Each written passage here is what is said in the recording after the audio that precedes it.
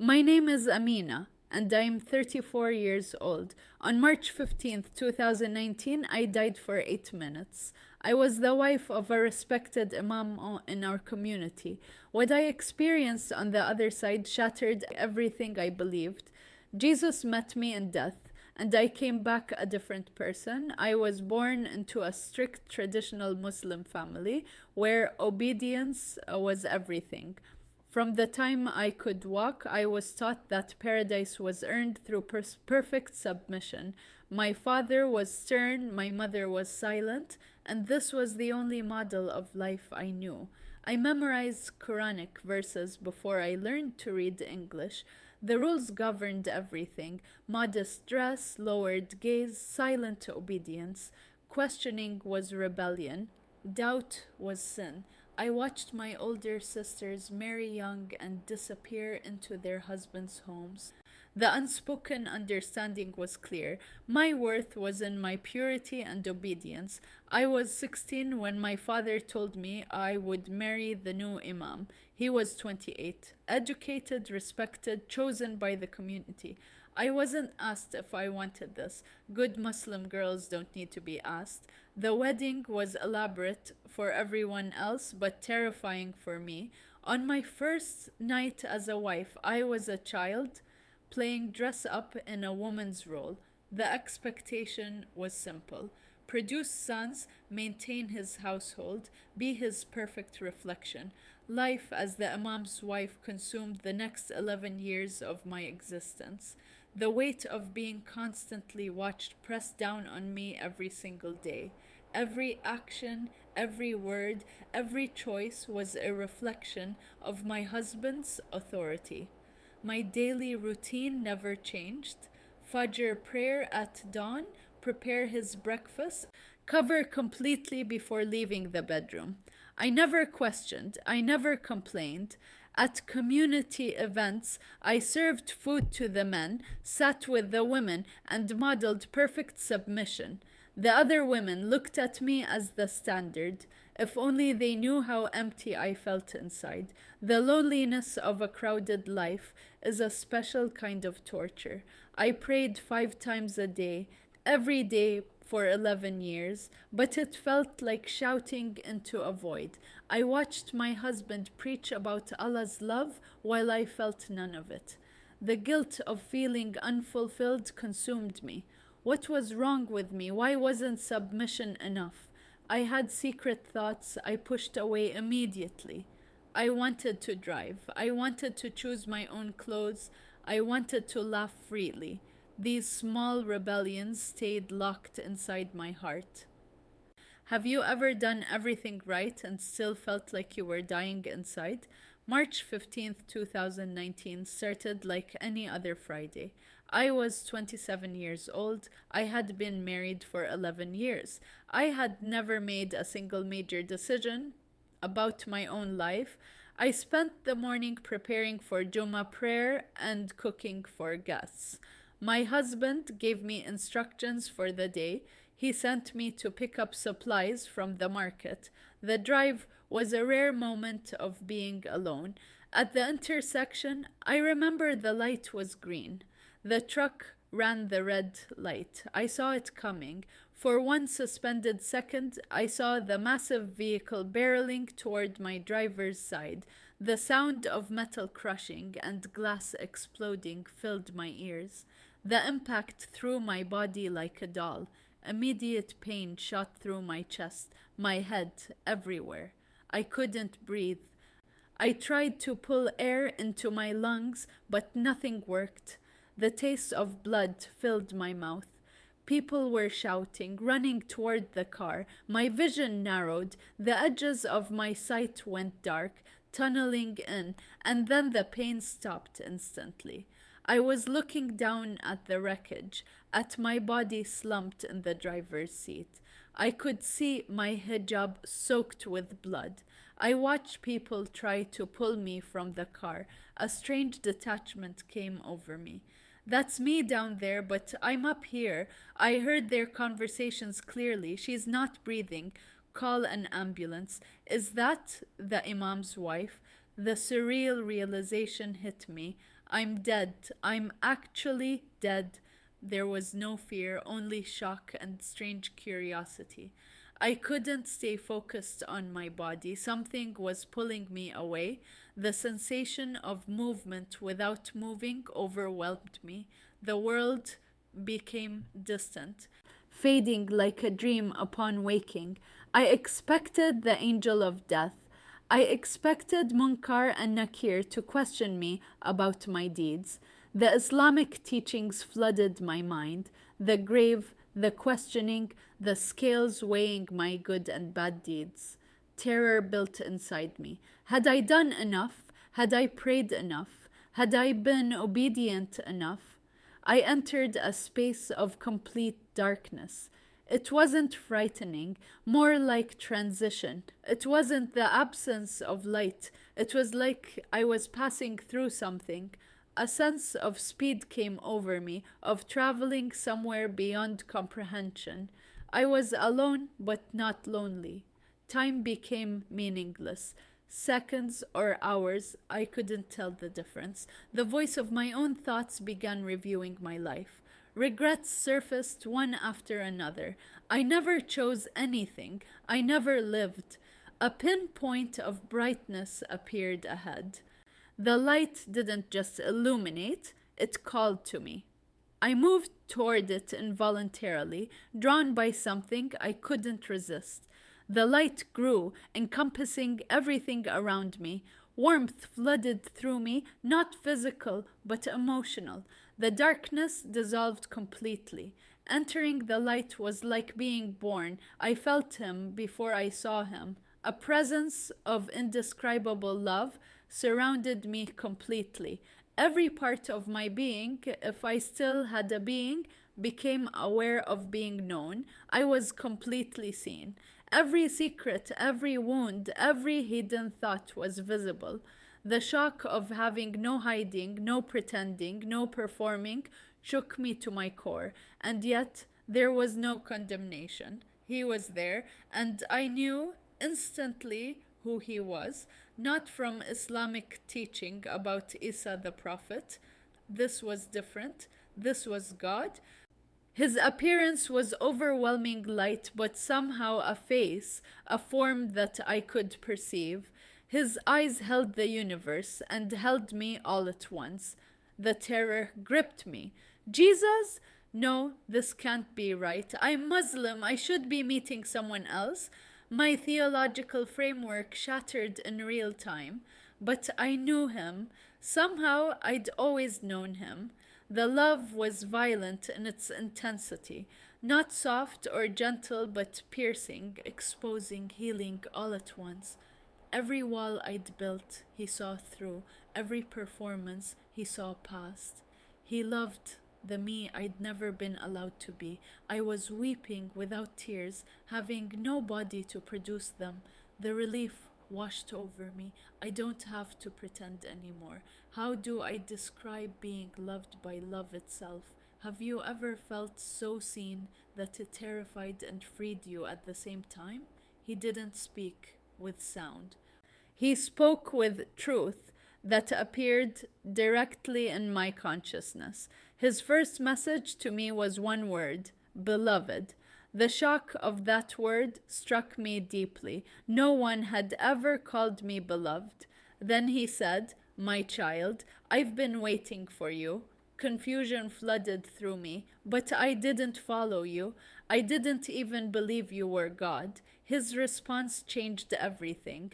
I know, and I waited anyway. I tried to understand what was happening. How could this be real? I had spent my entire life following Islam, praying to Allah, submitting to the teachings of the Quran.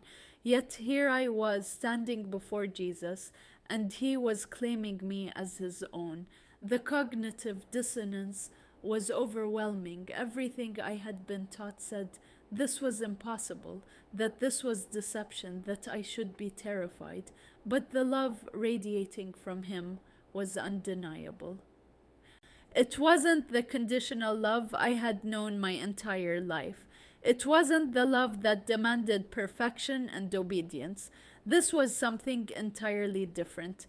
He reached toward me, not with hands, but with his presence. Come closer, he said. Don't be afraid. But I was afraid. I was terrified of what this meant, of what accepting this reality would cost me. Yet I also felt drawn to him in a way I had never been drawn to anything in my life. The pull was irresistible. It was like coming home to a place I never knew existed. He said, "Come, let me show you your life through my eyes." I resisted. I don't want to see. I know I've failed. His gentleness surrounded me. You don't know what failure is yet. Let me show you. The review began, but it wasn't like watching a movie. It was like living it again. Every moment was accessible simultaneously, as if my entire life existed in a single eternal present. I saw myself as a small girl, maybe 4 years old. I was playing in the garden, laughing freely. "Look," he said, "this is who I created." The joy, the openness, the wonder. There was no hijab, no rules, no fear, just a child. Being a child, I had forgotten her. I had forgotten I was ever that free. Jesus' sadness washed over me. I wept when they began to cage you. Age 6 appeared before us. I was being told to cover my hair. The confusion on my child face broke my heart. "Why?" little me asked. My father's answer echoed through time. "Because men cannot control themselves, you must protect them from sin." Jesus showed me the lie embedded in those words. I made men with self control. This was never your burden to carry. The weight that had been placed on a child's shoulders became visible. I watched how I internalized shame. My body is dangerous. I am responsible for men's thoughts. Jesus spoke with such tenderness. "I gave you a body as a gift. They taught you it was a weapon." Age 10 came next. I watched myself being struck for laughing too loudly. "I watched you learn to make yourself small," he said. The moments I dimmed my light to please others played out one after another. I saw my mother, her own brokenness, teaching me brokenness. She didn't know another way. She was caged too. Compassion flooded through me for my mother for the first time in my life. Jesus continued, "The oppressed become the oppressors when they know nothing else." Age 13 arrived. I started menstruating. The shame, the isolation, the label of impurity. I was removed from family prayers during my period. Even your biology was called dirty. Jesus showed me the beauty of how he designed women's bodies. The lies I believe became so clear. I am less than. I am other. I am tolerated, not celebrated. I watched myself learn to hate being female. Age 15 appeared. My father announced I would marry soon. I felt my fear, my silence. The moment I wanted to say no, but couldn't formed in front of me. "I heard the no you couldn't speak," Jesus said. "Do you remember what you prayed that night?" The memory returned. I was lying in bed, age 15, praying desperately. "Allah, please don't let this happen." My prayer was unanswered, or so I thought. Jesus said, "I heard you, and I answered, but not in the way you expected." My wedding night came into view. He shielded me from seeing the intimate details, but showed me my heart. Age 16, terrified, alone with a stranger. I felt your fear. I held you through it. The years of conjugal duty without desire, without choice, without love appeared. This is not what I designed marriage to be. I saw my husband clearly, not as evil, but as blind. He didn't know he was harming you. He thought he was being righteous. Complex emotions flooded me. I felt anger and pity simultaneously.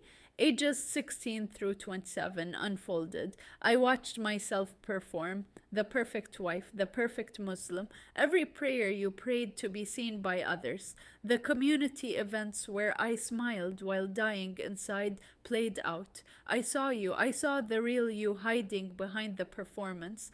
The moments alone in the bathroom, crying silently, appeared. The nights lying awake, wondering if this was all life offered, stretched before me. Jesus said with such compassion, "You were in prison, and you didn't even know the door was never locked." This is difficult for me to share even now.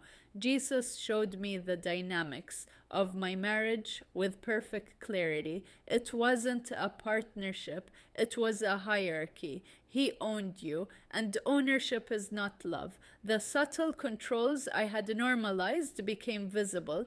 Needing permission to leave the house, having no access to money, being told what to wear, when to speak, how to behave.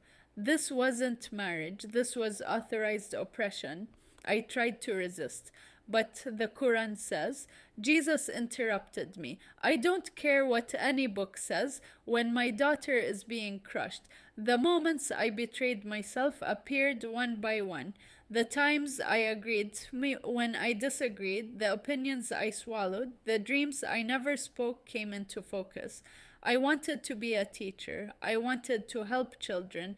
Jesus said with such sadness, I gave you gifts. They were buried. Then I saw my daughter. I watched myself perpetuate the cycle. When you taught her to be silent, I wept. The crushing guilt threatened to destroy me. I did to her what was done to me. We arrived at my prayers, all 1965 of them, 5 prayers a day for 11 years. Do you want to know how many reached me? My fear overwhelmed me. None of them. His answer broke me completely. All of them. Every single one. Because I heard the prayer beneath the prayer. You weren't praying to Allah. You were crying out to me, and you didn't even know it. The prayers that were truly from my heart echoed through eternity. Please let me feel something. Please let this mean something. Please see me. I was answering you all along. This moment, right now, this is the answer. Jesus took me to a scene of myself at age 22, perfectly performing ablution. The ritual was so precise, so careful, so fearful. Do you see? You were trying to be clean enough to approach God. The revelation struck me. But you were already clean. I made you clean. Religion taught you to earn. I came to give freely. The Islamic teaching of the scales appeared before us. Good deeds weighed against bad deeds. There are no scales. There's only love. You don't earn love, you receive it. My mind was breaking. Everything I believed, yes, everything. I expected judgment. I was terrified of judgment. Ask yourself right now, when you think of meeting God, do you feel fear or do you feel hope? Jesus continued, that's how you know if your religion is from me or from man. Perfect love casts out fear. He showed me verses from the Bible I'd never read. I came not to condemn the world, but to save it. But I'm Muslim. I rejected you. His response filled me with wonder. You can't reject someone you never truly knew. How could you reject me when they never introduced us? The compassion for my ignorance was overwhelming. My child, you've been living death and calling it life. The years of going through motions stretched before me. You've never made a choice from your authentic self. Every decision made from fear or obligation became visible. You've been asleep. I'm waking you up. The cascade of realizations hit me one after another. My marriage wasn't ordained by gods. It was arranged by men. My submission wasn't to God. It was to human authority. My faith wasn't faith. It was fear. My obedience wasn't righteousness. It was survival. Do you see now? I see, and I can't unsee. Jesus expanded the revelation beyond just me. This isn't just about you. This is about all my daughters who've been told they're less. He showed me women across the world, caged by different religions, different cultures, but the same spirit of control. Wherever women are oppressed in my name, that's not me. Wherever fear is used to control in my name, that's not me. Wherever love is conditional in my name, that's not me. The truth became crystal clear. I came to set captives free, all captives. I asked the question burning inside me, so Islam is wrong, all of it? His answer was nuanced. There is truth in many places, but truth mixed with control becomes a cage. Muhammad sought me, but those who came after built walls instead of bridges. I don't condemn seekers. I condemn those who use my name to dominate. You were a sincere seeker. That's why I can reveal myself to you now. He looked at me with such intensity. Amina, do you want to truly live? My honest answer came out. I don't even know what that means. I want to show you, but it will cost you everything. What will it cost? His answer was devastating. Your old life, your comfort, your community, your security, your marriage, everything you've known. And what will I gain? Me, yourself, freedom, truth, life, real life. I have to send you back, but I'm giving you a choice. You can go back and forget this. You'll return to your old life, and it will be as if this never happened. The temptation pulled at me. It would be easier, or you can go back and remember. You'll know the truth, and the truth will set you free, but freedom is painful. If you remember, you can never go back to sleep. You'll have to choose me over everything they taught you. The weight of the decision pressed down on me. What would you choose? Comfortable slavery or costly freedom? I choose to remember, even if it costs everything, even then, because now I know what I was living before wasn't life at all. Jesus' joy surrounded me like waves. I've been waiting for you to choose yourself. Not just choosing me, choosing the you I created you to be. Go back, be free, help others find freedom. They won't understand, I know, but you'll understand, and that will be enough. And then he touched my forehead. The sensation of being pulled backward overtook me. No, I don't want to go back. His final words echoed, I'll be with you, always. Even when you can't feel me, I'm there. The light faded. Darkness again, but different now, purposeful. The shock of having a body again was unbearable. Pain, excruciating pain, rushed back. It was like being hit by the truck all over again. I gasped for air. My lungs screamed as they filled. Voices surrounded me. She's breathing. We've got a pulse. She's back. The weight of flesh after being weightless spirit felt like imprisonment. I wanted to speak, to tell them what I saw, but I was unable. The frustration consumed me. I have to tell you what I saw. I woke in the ICU surrounded by tubes, machines beeping. My husband sat at my bedside, his relief visible, his prayers to Allah filling the room. All I could think was, it wasn't Allah, it was Jesus. Doctors explained my injuries: broken ribs, punctured lung, severe concussion, internal bleeding. You're lucky to be alive.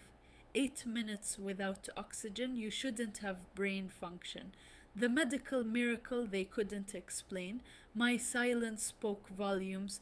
Unable to speak yet, but my eyes different.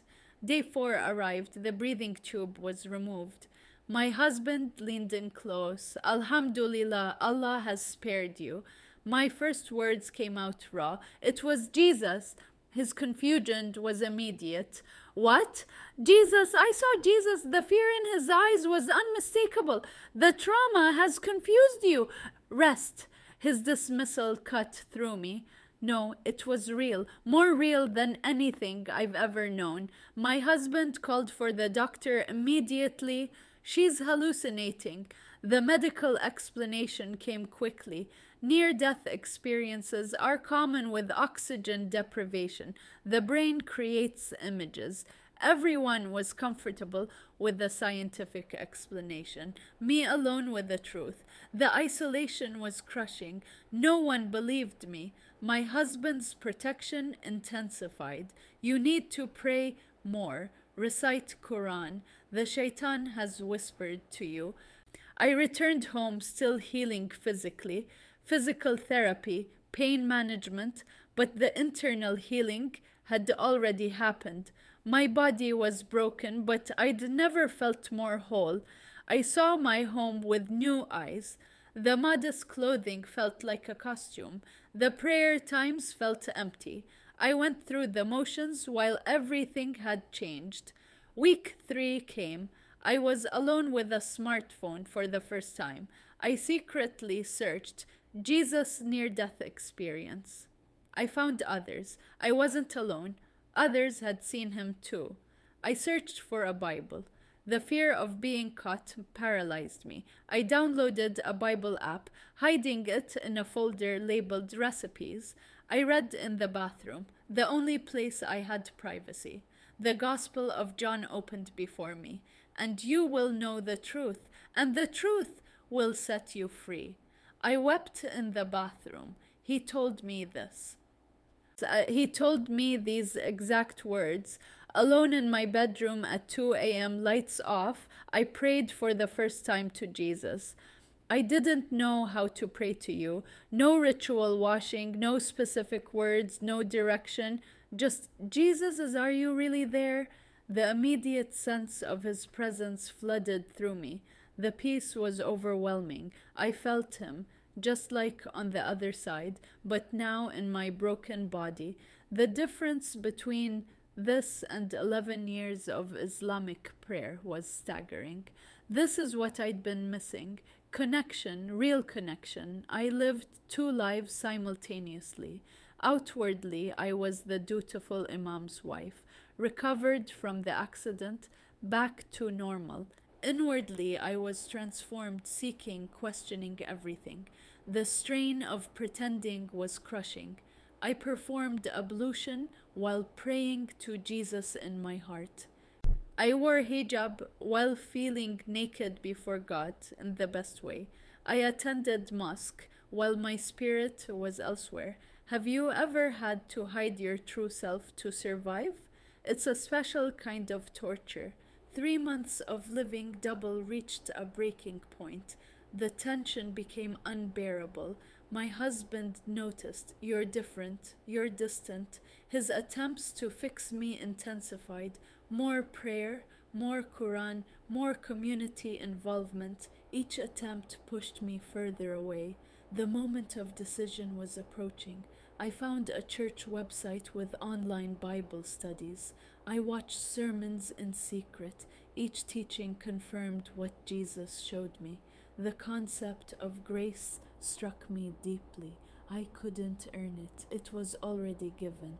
The role of women in Jesus' ministry amazed me. He valued women. He taught women. He appeared first to women after his resurrection. The truth was setting me free, piece by piece. I realized I can't go back, even if I wanted to. I can't. Month 4 arrived. I reached out to a church through email, using a fake name initially. The fear gripped me. What if they reject me? What if they don't believe me? The response brought warmth, acceptance, no pressure. My first Zoom call with a pastor's wife changed everything. She cried as I shared my story. She believed me. She didn't question. She just believed. The relief of being heard was overwhelming. Small rebellions became bigger. I took off hijab when alone in the house. I listened to Christian music with earbuds. The joy I felt was indescribable. I was coming alive. My husband's concern increased. Arguments about my spiritual state erupted regularly. He consulted other imams. She needs to see a religious counselor. The pressure to conform intensified as I pulled away. Month 6 brought the confrontation. He found the Bible app going through my phone. What is this? The look of betrayal on his face was devastating. You've been reading their book? I couldn't hide anymore. Yes, and it's not their book, it's God's word. The explosion came. You are my wife. You will not disrespect Islam in my house. My response, surprisingly calm, came out. I'm not disrespecting Islam. I'm following Jesus. His ultimatum was clear. You will stop this or you will leave. My answer shocked us both. Then I'll leave. The shock on his face was visible. You would choose this blasphemy, over your marriage? I'm choosing truth over comfort. I'm choosing freedom over security. That night, I packed a single bag, no money, nowhere to go. The church I'd been secretly talking to responded immediately. Come, we'll help. I walked out the door. My husband's final words echoed. You'll regret this. You'll come back. My response was firm. I died and came back once already. I'm not afraid of death anymore, and I'm not afraid of life either. Driving away from 11 years of marriage, the terror and exhilaration mixed together. My family's reaction was devastating. Shame, anger, disowning. My mother's tears haunted me. How could you do this to us? My father's rage was absolute. You are dead to us. Siblings were instructed not to contact me.